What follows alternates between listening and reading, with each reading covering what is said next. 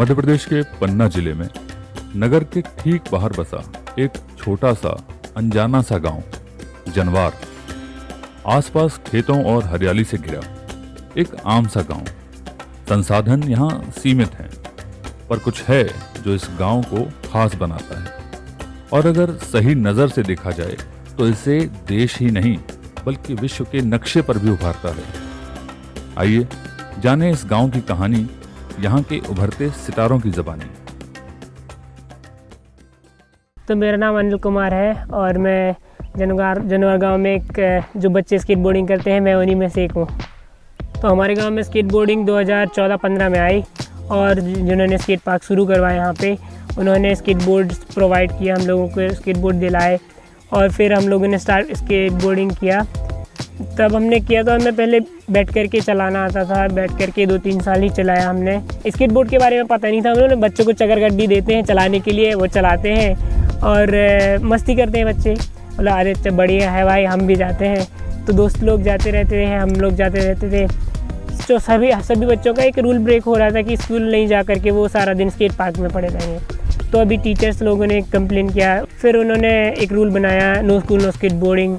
तो जो बच्चा स्कूल नहीं जाएगा उसे स्केटबोर्डिंग करने के लिए अलाउ नहीं किया जाएगा, ये रूल आया। और जैसे कि गांव में रूरल एरियाज़ में हमारे यहाँ पे होता है देहातों में कि लड़कियों को ज़्यादा जिम्मेदारियाँ नहीं दी जाती हैं जो बाहर की पढ़ाई लिखाई की, उन्हें सिर्फ घर के अंदर के काम और मतलब सिर्फ लिमिटेड चीज़ें दी जाती हैं कि उनका बस यही है जो परंपराएं चलती आ रही हैं वही चलती रहे। तो अभी जो भी जैसे अब स्केट पार्क में आते हैं बच्चे, तो अगर से कोई लड़की खड़ी हो उसे स्केटबोर्ड चलाना है तो कोई एक लड़का उसे जाके स्केटबोर्ड देगा और वो लड़की चलाएगी। तो मतलब एक तरीके से उन्हें भी अपॉर्चुनिटी प्रोवाइड करें और गर्ल्स को आगे बढ़ने का मौका दें। लाइफ में मैंने यही स्केटबोर्डिंग से भी सीखा है कि जैसे हम लोग कुछ भी ट्राई करते हैं तब नहीं बनता है फर्स्ट टाइम में नहीं बनता तो हम उसे कंटिन्यू करते हैं। स्केटबोर्डिंग ट्रिक सीखा, किक फ्लिप मारी तो एक अटेम्प्ट लिया, उसके बाद नहीं बना, गिरा, फिर उठा, फिर दिया, फिर गिरा। तो अभी पता चल रहा है कि मैं कहाँ पे गलती कर रहा हूँ, ये मैंने गलत ड्रैग किया यहाँ से। तो जब मैं दोबारा किया तो उससे हमें ये सीखने को मिला कि मतलब हमें कभी भी किसी भी चीज़ को करने से पहले हार नहीं मानना चाहिए, उसे ट्राई करें। ट्राई करने के बाद फेल भी हो रहे हैं तो तब भी कोशिश करते रहें, क्योंकि कोशिश करने वाले की हार नहीं होती है। और फिर अंत में यही होता है कि हम वो ट्रिक सीख जाते हैं।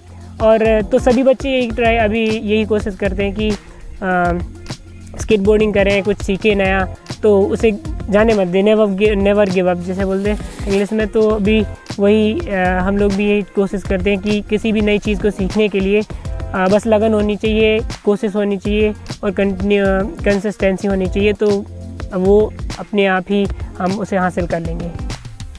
मेरा फेवरेट ट्रिक है स्केटबोर्डिंग में है ट्रे फ्लिप, जो अभी आता नहीं है, मैं सीख रहा हूँ। और वो एक वो कहते हैं ना कि उन लेवल वाली ट्रिकों में से है जो इम्पॉसिबल है, जैसे हार्ड फ्लिप है, तो इसी में से एक वो ट्रे फ्लिप है।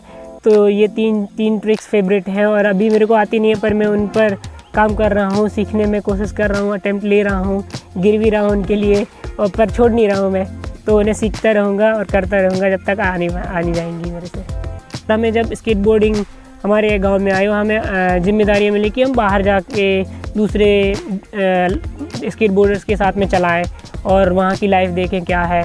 तो हमें मतलब बहुत कुछ सीखने के लिए मिला कि बाहर कैसे लोग रहते हैं और स्केटबोर्डिंग मतलब कैसे लोगों को दोस्त बनाया जा सकता है। मैंने तो अभी इंडिया में ही खेला है, नेशनल लेवल प्लेयर हूँ मैं और स्टेट में गोल्ड मेडलिस्ट हूँ।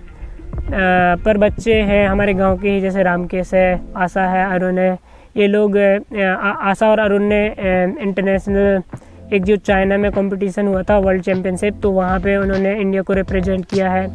अरुण और रामकेश यूरोप गए थे, तो वहाँ पे भी उन्होंने स्केटबोर्डिंग की, दूसरे लोगों से मिला और इंडिया के बाहर की चीज़ें एक्सप्लोर की।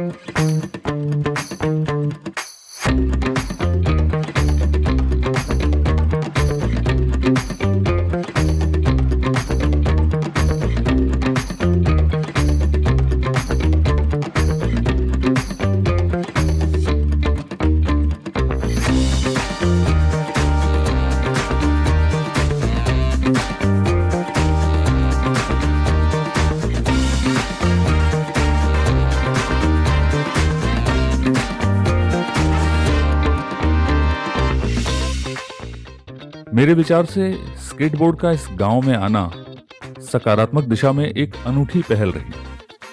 हर उस व्यक्ति की मैं सराहना करता हूं जिसने प्रत्यक्ष या अप्रत्यक्ष रूप से इस दिशा में सहयोग दिया।